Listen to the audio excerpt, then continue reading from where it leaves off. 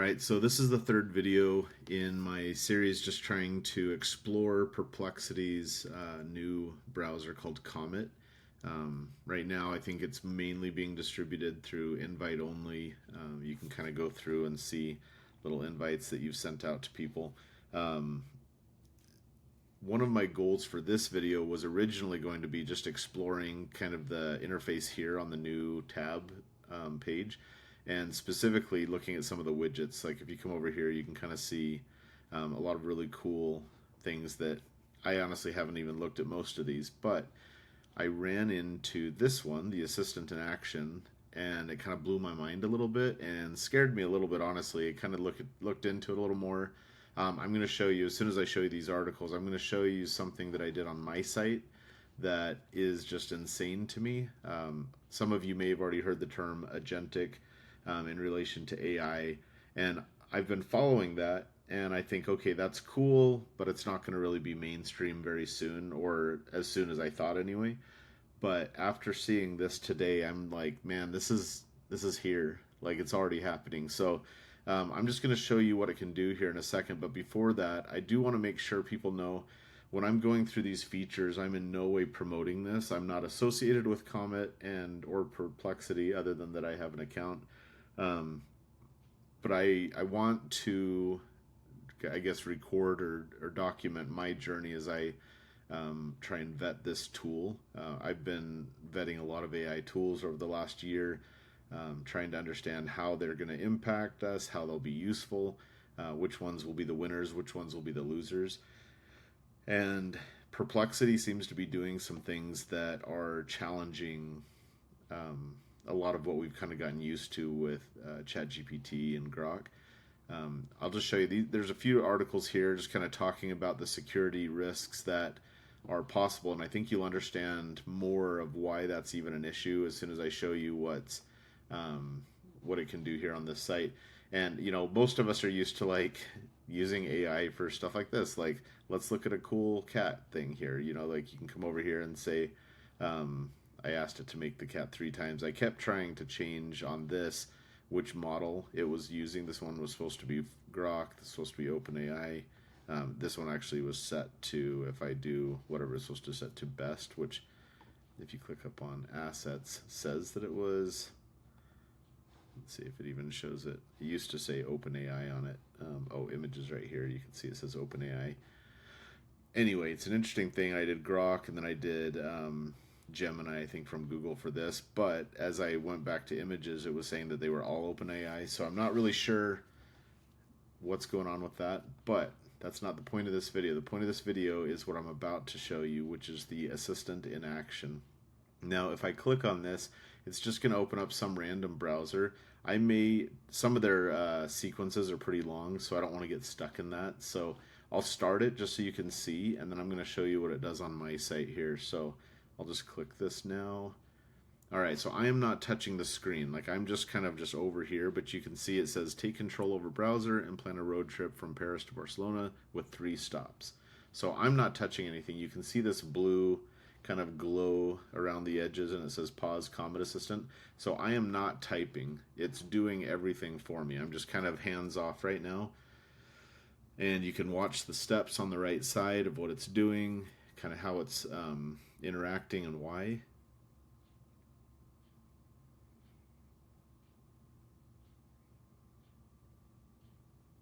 And I don't know how long this goes. Let's see, 2. But everything it's doing is doing on its own, which is kind of insane because when you start thinking of like the Captcha tools, like I'm not a robot, that goes out the window immediately with stuff like this. Like I don't know, like so much is going to change. And I think when you start introducing like voice activation with stuff like this is the kind of stuff we see in the movies from years ago. And all the things that I've been looking at with the agentic stuff starts becoming a lot more tangible and real for us right now. So I'm going to go ahead and stop this because you kind of get the point here, but I'm just going to, let me just pause that and come over to this site. Now, you can kind of see it's just a basic site. I'm just going to come over and click on this to open up the assistant. Now, it's going to give an automatic summary, right? At this point, I can manually scroll like I'm doing. I'm just kind of going around. If I want, I can click on one of these things. I can just kind of go around the site. But check this out. If I say take over browser, browser, find the chat tool, and then ask how to schedule a meeting for a new website when prompted, or if needed, use the name John Smith and the phone number. Let's see, I'm going to pause this and get a good number.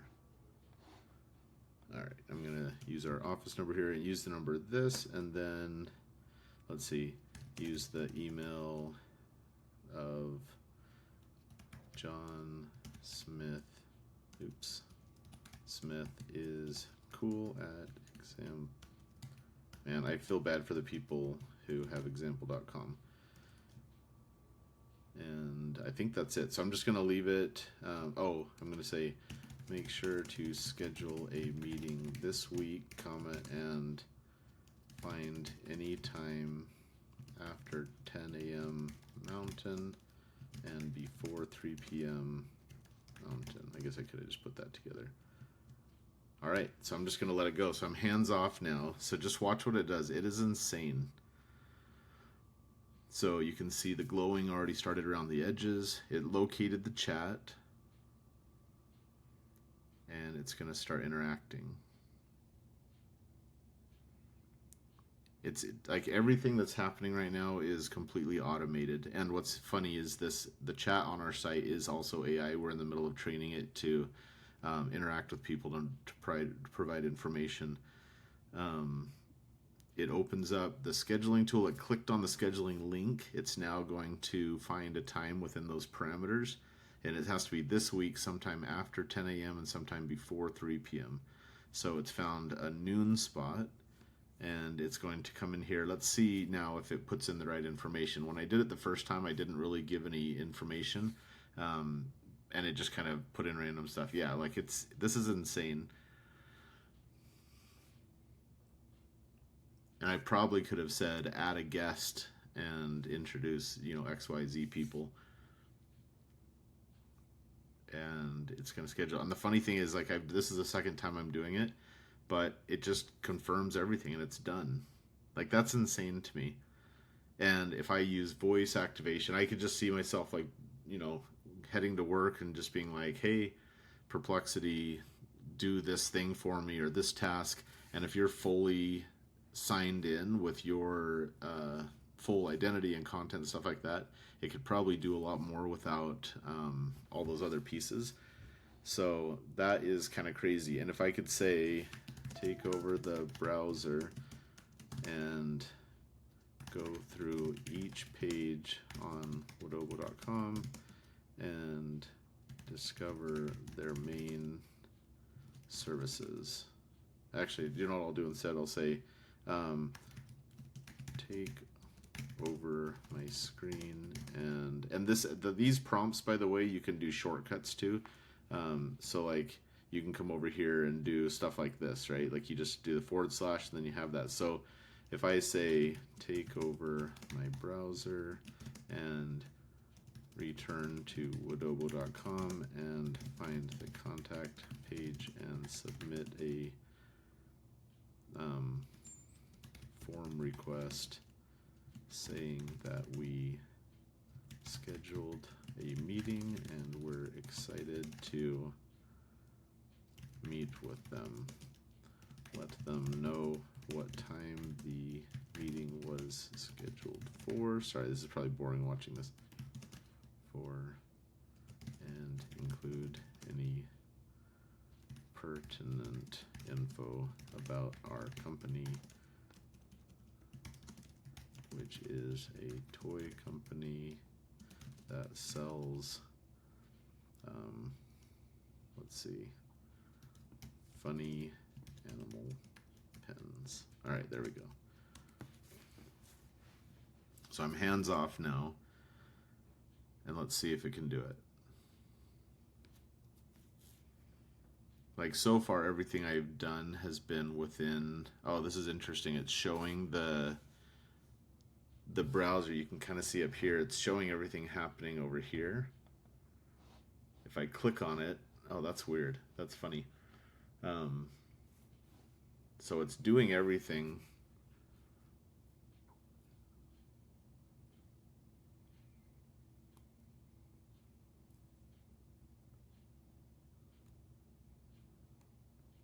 Oh, that's good. Keep our emails down. So that's actually good. That's doing what it's supposed to. So anyway, interesting. Very cool. I'm gonna probably I'll see if it what it does when it attempts the second time because it used John Smith in our other example. So let's see what it does.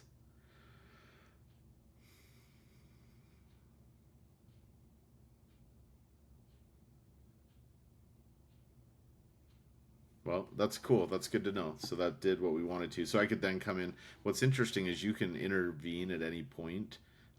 It's funny though because the CSS doesn't seem to load when you're using this little pop-up thing. So all the fonts look kind of funny, but the functions are there. And I guess if it was a real email address, it would likely have gone through as we wanted. And that's cool. Anyway, very, very crazy to me. I'm curious about, here, I'll just close the assistant and I'm going to return to this part. But yeah, anyway, kind of crazy what this can do. I'm just going to head back to the site and close the assistant. Yeah, Agentic technology is insane. So yeah, I don't know how I feel about it. I'll click on this, see if it, oh, it does the same thing. I'm not sure how I feel about it yet.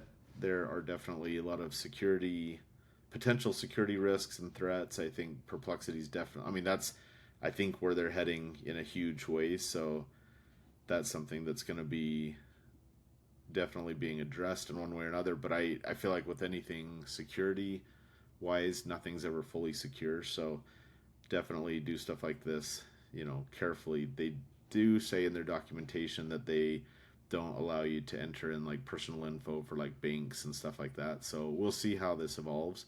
But I just wanted to share that. I think it's insane, pretty crazy. And yeah, I'll be doing some more videos. I'll probably explore some more of these other widgets in the next one, as well as some of the tools up here, the research in the labs. Those have been really interesting. And then just the ability to like the different models that they have, like they're including, yeah, we had used Grok, Gemini, and the OpenAI or the GPT-5 for those other images. But it's going to be interesting to test different prompts and how different ones act there. The one thing I did notice, it's a total side thing, takes forever for images to be loaded in here. So if you're planning on doing the image generation, I would definitely not use here. It's probably better on ChatGPT or on Grok or whatever. So anyway, I think that's it for now. All right, have a good one.